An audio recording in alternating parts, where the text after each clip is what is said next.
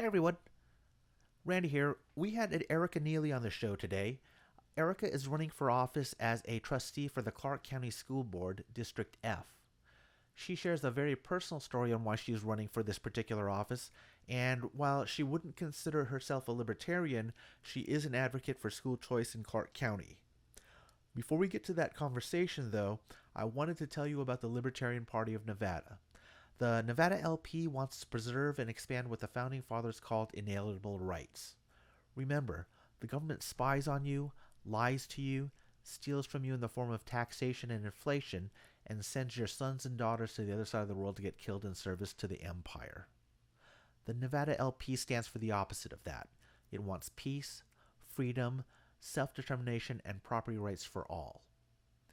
Meet friendly, like minded people at LP Nevada events, volunteer, run for office, or donate to the Nevada LP and help take a stand for freedom. For more information, go to lpnevada.org. Once again, that's lpnevada.org. On to the show.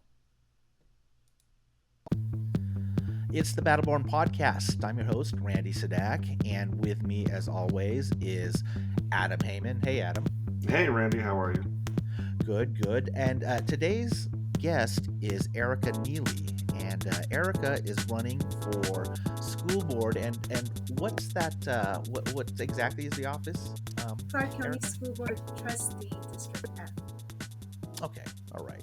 Is that a geographical area in Clark County? Yes, so Clark County is broken into 7 districts. So there's 7 trustees, and I'm the southwest area. Okay. Summerlin is cut off. So it's Mhm. from Sahara all Mhm. the way down I-15, everything west except Summerlin. Okay. So like Mountain Edge, that Mountain area. Edge, Mhm. Prim, yes.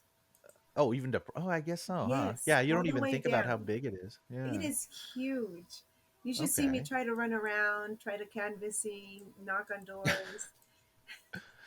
Do you now you the office itself is considered nonpartisan as far That's as right. what you're running for, but you have some very different, I would say, positions. Oh, maybe there's might be one, or I can think Katie Williams maybe is a lot aligned as far as like what you think the role or what schools should be providing in Clark County, because it looks like you're for school choice and That's right. vouchers, and so can you talk a little bit about that?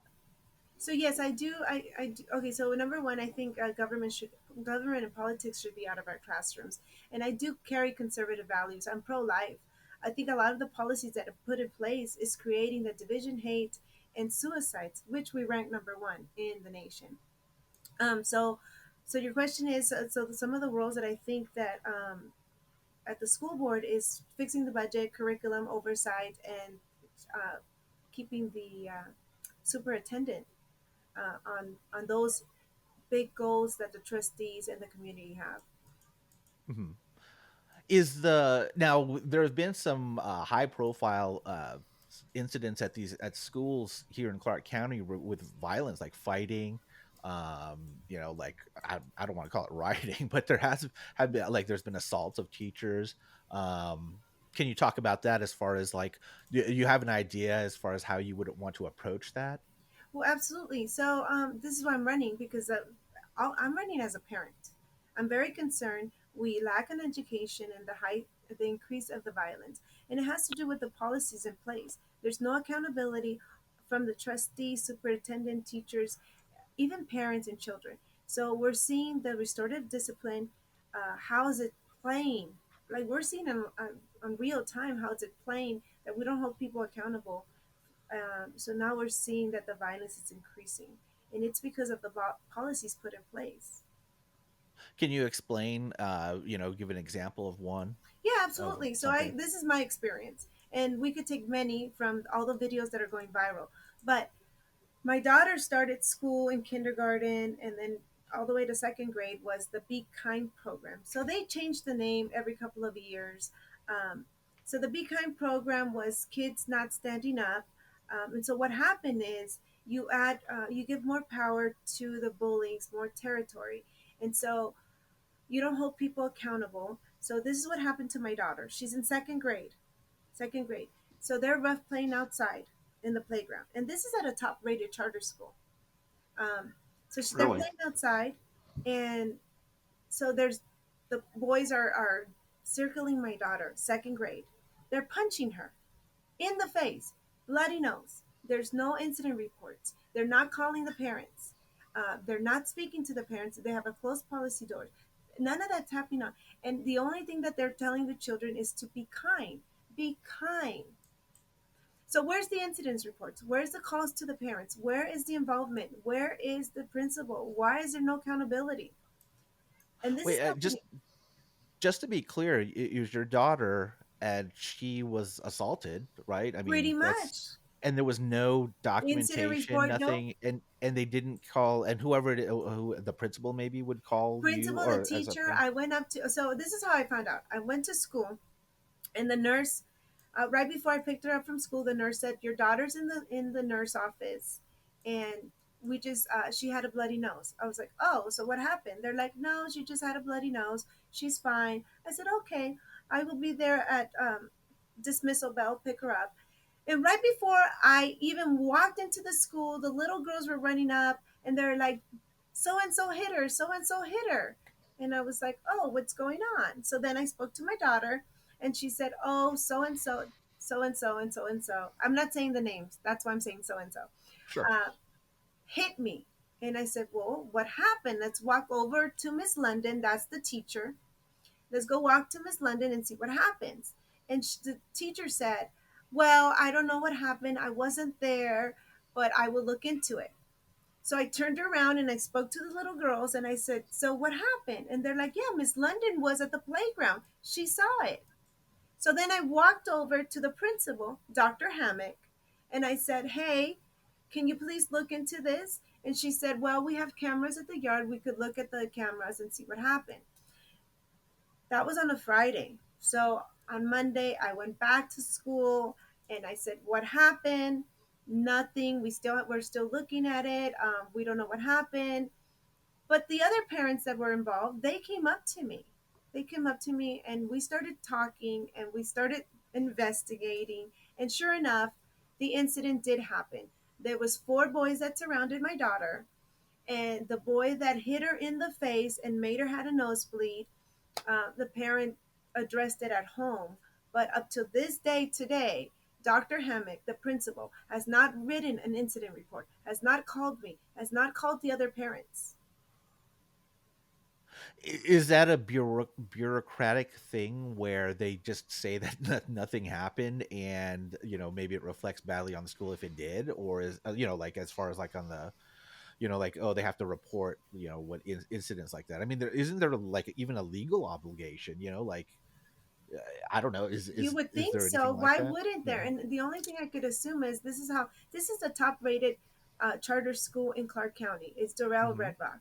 So if it's not reported, there's no incident report. The incident never happened. Yeah. So, and then the other thing is, if parents are not involved and they're not aware, then how do you hold people accountable? So Yeah. I think it's a lot of levels of parts playing into this. And this is not just Wow. happening in charter schools. I mean, you see the viral videos that it's going on in high school. And the only reason we found out about that girl being knocked out was because somebody recorded it and put it out there. Yeah, I don't think we can expect a monopolist to hold itself accountable or have any particular interest in the needs of the parents or the children because why would they? You're not really their customers. To that end, I was glad to see on your website that you support school choice. I think the only way to fix this problem is to deny our children uh, to this voracious indoctrination machine where they encounter violence on a near daily basis. So, do you have any insight on how we can achieve school choice? How we can actually make it Well, it's easier going to for? take everybody. It's going to take the governor, the assembly, and parents demanding. We have to put it in the ballot. We have to. And people ask me, how are you for school choice and then run for school board and trying to fix it? Well, there's a lot of playing parts. Number one, parents have to be involved. And that incident just proved that they have a closed door policies where they're not informing the parents, and parents do want to be involved. I'm getting involved. I don't want violence in our schools. I don't want division and hate in our schools. And yet we see it. So it's going to take the governor's office. It's going to take the assembly. It's going to take the parents. It's going to take the teachers, the school coming together. Um, and I know that's, and I know you want a more specific answer from me, but that is the reality. No, no, that's fine. We're all about principle here. I am curious. How do you feel about a two-pronged approach? Allow parents more school choice would be one prong, but maybe we could fix this with simply decentralizing it. I mean, the Clark County School District is enormous. It's You could enormous. make an argument that part of the problem is the reason it's not accountable to parents is because it's so damn big. It's Yes. much easier for special interests, including the teachers unions, by the way, to have more influence and power because it's so large. So Is there any way I we can make it smaller or there is a decentralize it? way. Yeah. So there's an initiative right now. Um, I don't know how many signatures they need, but we need to put it back in the ballot and let the voters and the parents, the citizens decide. And everybody agrees that it is too big. Henderson wants to control their own schools. Prim Jim wants to control their own schools. And why we're the taxpayers, we should have that right to choose that. And I get a lot of parents telling me and teachers that we do have school choice. And here's another example that we don't have school choice. Um, my first daughter is she's my stepdaughter. So my husband went through a divorce, and so they were. My daughter was going to Centennial, and my son was going to Apollo. There was an incident that happened in Centennial, so we decided, well, why don't we pull her out of Centennial and put her in Apollo? When she was in Centennial, she was at the softball team. So when she got transferred to Apollo, she was punished. She because of the transfer, she was not able to join the softball team at Apollo. We asked why. They said, well, we don't want to recruit and make it like um, a school has a better opportunity if they're recruiting sports kids with better sport abilities. And I told them, well, this is a divorce that happened. How are you punishing the child for a divorce that's happening in the home?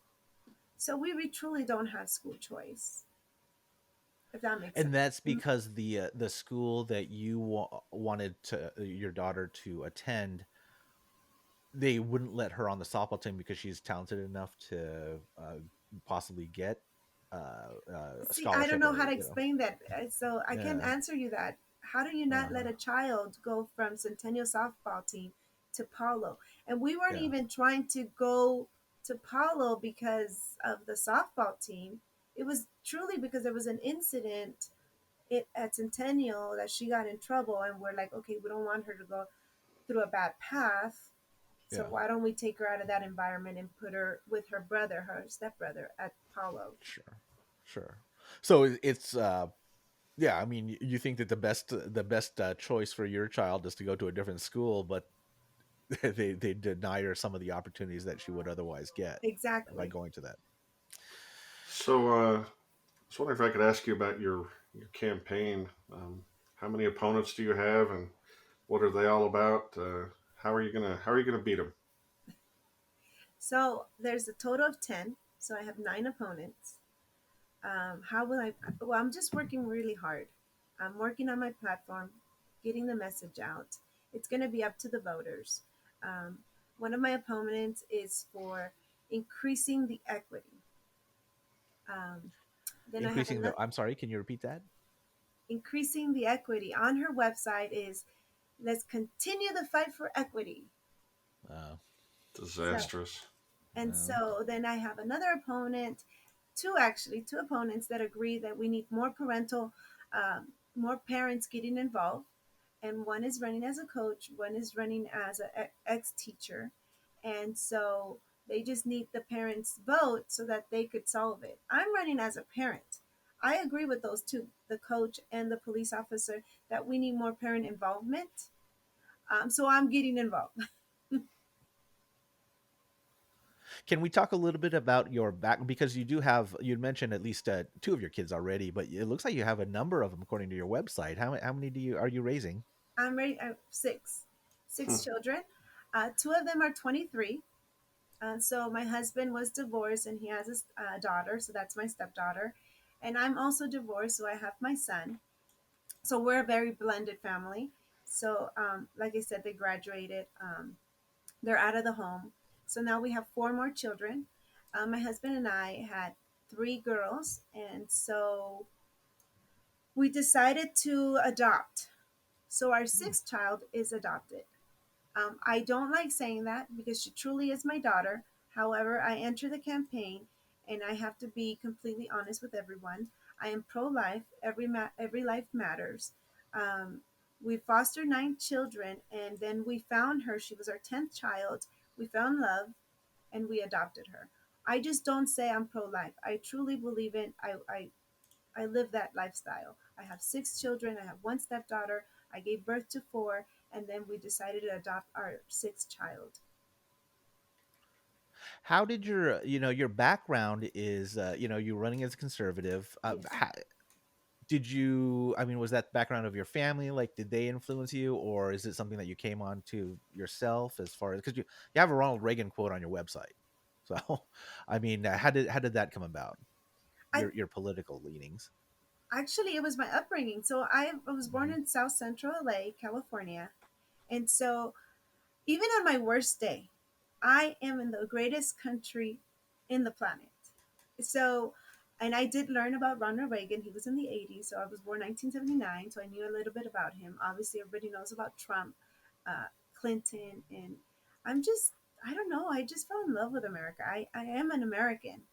And so, coming from a poor city where there is violence and lack of education, and I'm able to move to Las Vegas where it's thriving, I am what he says, like, we have opportunities here and it could be taken in one generation. And I see that with my kids. If we don't get involved, we could truly lose our country. And I came from a poor area where they lack education and the increasing violence. And now I'm here in Las Vegas and I'm seeing it grow. And that's not what I want for my kids. That's why that quote was very important to me. um, we it's our responsibility to make that change and pass that on to our children. The greatest country in the world with all the opportunities that it has. So it's just been, to answer your question, it's just been my experience through life. Okay. Did you how long have you been here in Nevada? 2005. Okay, so you've been here for a while. Do you what obviously the school district is it's a disaster. I mean, I think it's like the bottom 5 in the country. Out of the things, if you had one thing that you would address immediately once you got into office, what would it be? Well, when you say bottom five, we're like the bottom of the bottom. Like, we Yeah, don't. like the bottom 5 in the country. Yeah. I mean, Yeah, we like, rank 49, 50th, and some yeah, would say 51. So what yeah. would I do on day one? You're saying what implements? Okay, well, there's seven trustees. We have an Hmm. opportunity to flip the board. There's three seats up for reelection, and you're right, Katie Williams is still there. She has 2 more years to go. We could actually reverse some of the policies if we all agree that restorative justice is not working. That's what's increasing the violence, in my opinion, because there's nobody held accountable. We would have to also look. I know Gerard's contract ends in January. That would be something else that we would have to look at, who would be the new superintendent. And looking at the curriculum is another big thing. A lot of people say that there's no CRT in our curriculum. You're right, there's no CRT in our curriculum, but there are parts of CRT in the curriculum.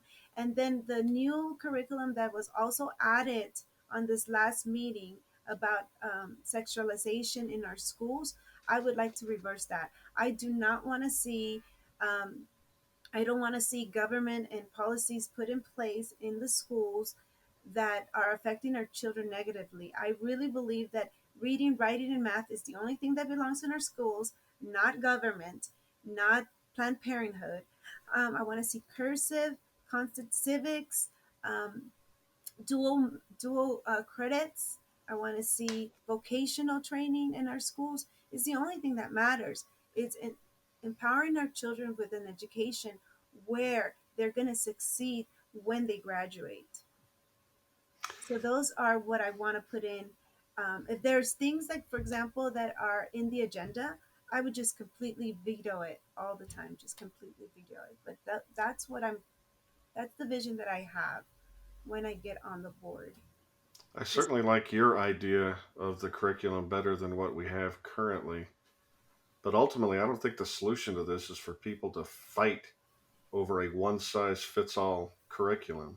I think we need to empower parents to be able to choose schools that reflect their values without having to force those values on everybody else. So ultimately, I think we have to get our kids out of government monopoly schools. So, do you see a path towards increasing homeschools, increasing micro schools, pod schools, whatever you talk about it? If you get the government out of the way and quit taxing people, I do, it, but that's not going to happen. I don't see that happening until the vouchers are put in place. And the vouchers have to be put in place without strings attached. that's the problem. You never get that. He who pays the piper calls the tune. Yeah. I'm all for vouchers too, but I know what's going to happen. They're going to be language attached to those vouchers dictating what the curricula has to be able to cash that voucher. But So you there's bring a nothing. good, you also brought up school, homeschooling. So I do homeschool my three daughters. Oh wow, nice. And people tell me, how can you run for Clark County School Board if your kids are not at school? And I tell them, you're asking me the wrong question. Why are they not at school? The violence is increasing. My daughter got punched in the face, bloody nose, and the principal did not take action. The teacher did not take action. Um, and now they're trying to sexualize our children. There's government and politics in our schools. Eventually, I would like to see my kids return back to school. I would like the schools to be fixed. I do not want to see them, I do not want our city to be 50th in the nation. We were number one in the world. Now, America as a whole is 17. We rank 17 when it comes to reading, writing, and math. Our kids are not reading. As a parent, I'm very concerned. This is not the future that I want for my kids or your kids. Is the school you said that your daughter goes to the charter school, is one of the top rated ones in the district? Is that right? She did go to that school, and that incident that Uh happened was huh. pushing me further and further away to homeschooling. And that Hmm. there's another also component why I'm also running during the time. So that incident happened in December, and then in January and February, the school had the norovirus. It was the CDC came to Doral Red Rock, and they had to shut down the school, fumigate. Yeah, this happened. It's on Channel 5, Channel Wow. 8. So there was a norovirus at Doral Charter School. That would happen in January and February. And so the violence happened in December. And then in March, we had COVID. So then everybody went to distant learning. And so everybody became a homeschool mom. During this time, during COVID, there was this bill that was trying to be passed, AB 19 and AB 169. It didn't pass. But in the language that was put in these bills, it was that parents were going to be forced to teach whatever is in public school Yeah. in the home. So my husband and I started talking. So public school was is not teaching. There's violence in charter school, and now that we're homeschooling, the government's trying to get into our home. So my husband and I decided, okay, what's our next option? Not everybody could run to Texas or Florida, so we decided to run for school board. I'm not running from the state. I'm running towards the problem, and I That's Well, I never think awesome. that go go ahead. ahead, go ahead. I was gonna Uh, say I never wanted to run for politics. Never. Until they started messing with my kids. And so now there's nowhere else to go because public schools are not safe, charter schools are not safe, and now they're trying to pass bills that they would force their curriculum in the home. So I want to push back. I want to push back because my kids are my kids. They're not the government. The kids do not belong to the government. Well, I was going to say that goes back to Adam's point about the whole thing with the vouchers, because as Adam was saying, that there is going to be language attached to what exactly you can spend that voucher on, and that's where that control comes from. I mean, the teachers unions, or whoever you want to call, is the opponent of all the of decentralization, or allowing parents to have choice. I would say it's probably the teachers unions that have an outstanding voice, who do have a say in where the money would go. They have an outsized influence. I mean, it's a what is it that Ronald Reagan used to say? No government program. I had to. I forgot, well, I'm going to butcher it, but it was like, oh, it never ends once it starts, and It's Milton I don't Friedman, I know. think. There's nothing so permanent as a As temporary a government government program. program, yeah, but I don't know. I think it's a tough nut to crack as far as like this bureaucratic institution that is Clark County School District. I don't know, other than nuking it, figuratively, not literally, but and starting over might be the. I mean, how much better would it be if there were, like, if we did decentralize this massive school district, which, I didn't even realize it. You had mentioned, Erica, that you're what you're running for goes all the way down to Prim and Gene and all that other stuff. I didn't even really think about that. I mean, that's all part. And then, even isn't Clark County include, what is that back east, like is it Lake, not Elsinore, whatever it is, where the border of Arizona and Yes, Mesquite? Mesquite. yes, Yeah, I mean, it's huge. it is. And And I tell everybody, it's so funny. It's like it goes from Sahara to California. Hmm. yeah, That's my district. yeah, it's crazy. It is It's cool. crazy. But I do want to But add a point to what you were just saying. You're saying, uh-huh. starting all over. Um, there is going to need changes to be done, but for right now, it needs to, like I said, the governor and the assembly. But as a trustee, I don't need to reinvent the wheel. Before Mhm. 1961, before the Supreme Court ruled out God out of the equation, all our schools were number one in the world. All we have the roadmap, with the policies that Mhm. work, the curriculum that work. And so that's where we could start. We could go back and say, hey, look at these policies that were in place. And maybe we're not going to agree with everything, like Adam said, but there's certain parts that we could take because we do have the roadmap, and put those in place and work from there, until we get the assembly and the governor to do the vouchers with no strings attached. Yeah. I'm pretty Yeah. sure our education systems, they weren't my private systems, but they were better before 1980. Isn't that when the Department of Education was created? And, the power of the federal government started imposing its will on all our local schools.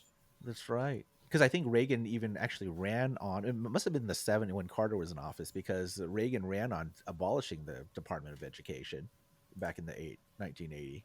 I Yeah, think that's what it it was. must have It just was, gotten in before he got yeah, inaugurated. Yeah. yeah. But yeah, I mean, maybe that's part of it too. The centralization of even Common Core. I'm not Common. Was it Common Core back with Bush? Bush. I think No, that Yeah. was Common it. Core Or is no, Obama. right. There No was no Child Left child left Behind. behind with Bush. Was Yeah, Bush, yes. yeah. We keep repeating these socialist slogans. Maybe it was a bad idea to let the government educate the kids. Maybe there's some incentive problems there. You end up with these kids who, well, they worship the state, so that worked. But Yeah. like, where did their values go? Well, where did their ability to read and write and do math go? It's not being taught. you No. know, Not it's successfully, not obviously. successful. I mean, I think on your website, Erica, you had something about like the statistics as far as like math. Just like like trying to even, I don't know, just the achievement level of like testing and stuff like this is so low. It's like It is, and then it's ridiculous. insulting too, because as taxpayers we pay. They call them public schools, free public schools. It's not free. We are Yeah, paying for them, and it's yeah. insulting because so we're sending our kids there for 12 years, and they're not reading, they're not writing. Well, they are reading at a fifth grade reading level, and they Mm, try to go to college, and then they have to pay all over again for something that we already paid. yeah. So that this Well, is it's the system. They get their money at at the barrel of a gun. They don't have to provide the good or service in yeah, order to get paid. The market incentives are not there. I think that's the fundamental problem. yeah. Yeah, I So think I'd so love to see too. someone like you on the board saying, "Hey, these schools are messed up, and maybe we ought to let our parents opt out of them because we're so terrible." Yeah. So Well, I think one of the silver linings, and I'd said this before, of school shutting down for the past, like 2 years ago, was that all these parents is like were looking and going, hey, you know what? Maybe we don't need to send our kids to these indoctrination camps. I mean, Well, it did like open my eyes completely for me. I knew that yeah. there was a problem because my kids they're older. You have a 23-year-old, and here Uh-huh. I am starting again, and they fooled me once, not twice. Now Good for you you. have, yeah, do you have your other kids are in elementary school They're currently now? elementary school age. However, Mhm. I'm homeschooling them currently right now.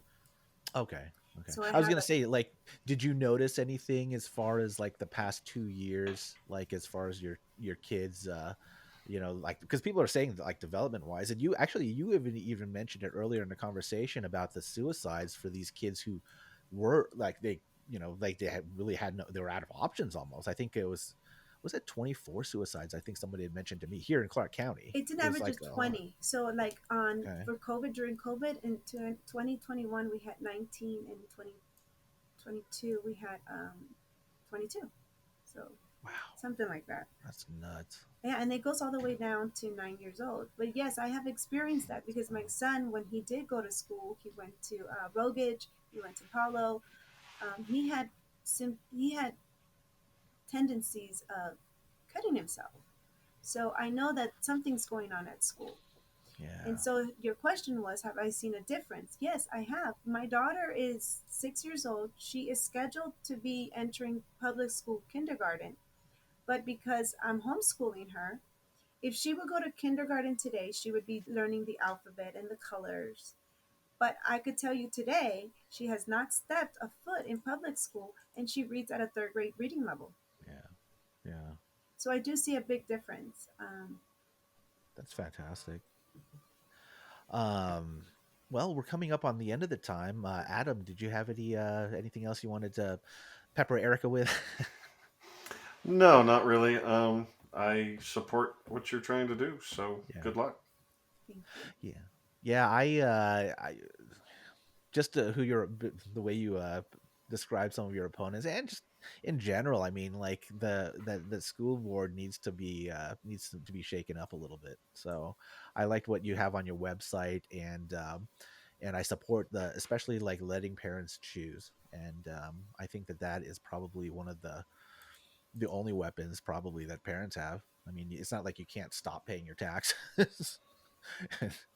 But anyway, do you have any other last words, Erica? No, I actually agree with everything you're saying. I think parents do need to choose, and I think that would solve a lot of the problems because you Yeah, and I are not going to agree 100%. But one thing we do agree, we could raise our children the way we see fit, and yeah, that is how we are going to solve a lot of the tension, the infighting. Just give the parents what they want. Yep, that's the only way for us to live peacefully, Yeah, side by side, not to try and force our values on each other. yeah, that's right. yeah. So if So, for the people that decide to vote Erica Neely, I'm at the bottom of the ballot. There's 10 people in my race, and I'm at the bottom. So I just need everybody to take that extra minute and look for my name at the bottom. and is there any place that you want us to put? Like you have a website or anything like that that you want us to put? We'll put in the show notes. Yes, so voteericaneely.com. Vote Erica Neely with a C, .com. All right. All right. I think we'll close it out there. Thanks again, Erica, for coming Thank on. you. And I enjoyed the conversation. We'll close it out there. Until next time, this has been the Battleborn Podcast. This has been the Battleborn Podcast, brought to you by the Libertarian Party of Nevada. Check us out at our website, lpnevada.org, where you can learn more about us and about libertarianism, the greatest political philosophy known to man. At lpnevada.org, you can become a member, donate, volunteer, check out our upcoming events, or just sign up for our newsletter. Help us make the world a more free place, beginning right here in Nevada. That's lpnevada.org, the home of the Libertarian Party of Nevada.